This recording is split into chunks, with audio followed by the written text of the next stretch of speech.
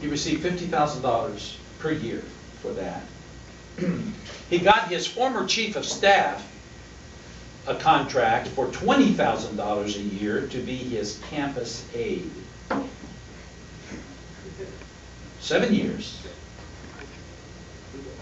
How much work did he do for that $50,000? According to his own report, he worked 4 hours per month. 4 hours per month for $50,000 a year. If that's what he got, I believe that's what he got over 7 years. That's around, I'm not so good in math, Louise, you always do that, but I think it's about $350,000. And then you know what he says, according to a report that was in the Dayton Daily News. He says, the universities have got to become more efficient and start saving money. And they've got to require more work out of their teachers. $50,000, 4 hours a week, a $20,000 campus aide. I don't know what that guy did. Maybe look for a parking place for him or something. And then we've got to expect more out of our teachers. I'm told that a beginning teacher at Ohio State, an assistant professor, is likely to make somewhere in the vicinity of like $65,000, working full-time, preparing classes, tests, consulting with students, holding office hours, serving on committees. And he got $50,000 for 4 hours. So I was down at the Cincinnati Enquirer editorial board a couple of days ago, and I shared this information with them. And apparently they called him and they got his campaign spokesman. And the response was, well, it was foundation money. It wasn't university money.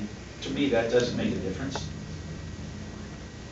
But then the response was, apparently the university paid him what they thought he was worth. $1,000 an hour. $1,000 an hour. Now he has one other idea. This is not the part of the CSI list of ideas. This is the new one, and it's his, thankfully. He wants to privatize our Department of Development. He wants to replace state employees, at least many of them, with a 12-person group that he would appoint from CEOs or retired CEOs. And they would oversee the development efforts of our state. He says that there would be no cap on how much these individuals would be paid. He said we would pay them what they're worth. Well, the thing that concerns me about that, he thinks he's worth $1,000 an hour. And I'm not sure we're going to get a good deal there. But we'll pay them what they're worth. We'll pay them what they're worth. And then he said, at a gaggle with reporters, he was asked, would they be getting bonuses? He said they could earn bonuses, but those bonuses would not be made public. Now he's got some pushback from that. He's now trying to say, well, I was joking. Well, I have the video, and he doesn't look like he's joking to me. So, you know, John Kasich and I differ about a lot of things. But the thing that concerns me most is that I do think that he's an individual who, as a congressman, represented Wall Street values. And then he went to Wall Street, and he certainly represented Wall Street values. And he says, I'm a guy who knows business. And because of my business experience and my business knowledge, I'm the guy who knows how to create jobs, and I'll create jobs in Ohio. Well, you know, the only real business that I know that he's ever been associated with is Lehman Brothers. A bankrupt. If that's the kind of business experience he wants to bring to the governor's office, I think the people of Ohio will say no to that. If the lack of transparency that he's suggesting for what he wants to do with our Department of Development is what he wants to bring into the governor's office, I think the people of Ohio have a right to believe that these are Wall Street values. This is Wall Street thinking.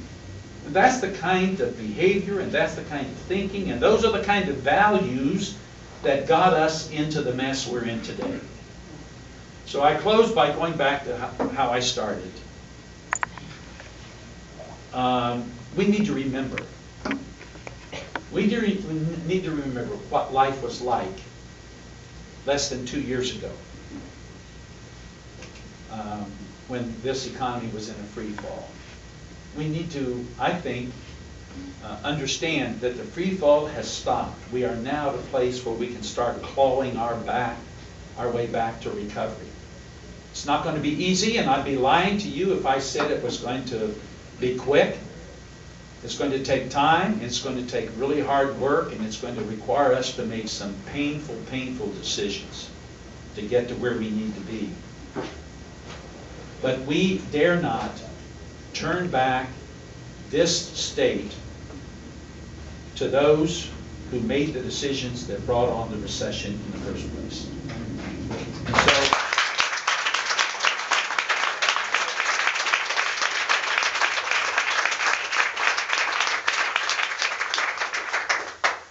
so this is what I can promise you, that if you'll work hard for me, if you'll help me win a second term, I will be honest, I will work hard, I will care deeply about you and the people that you care deeply about.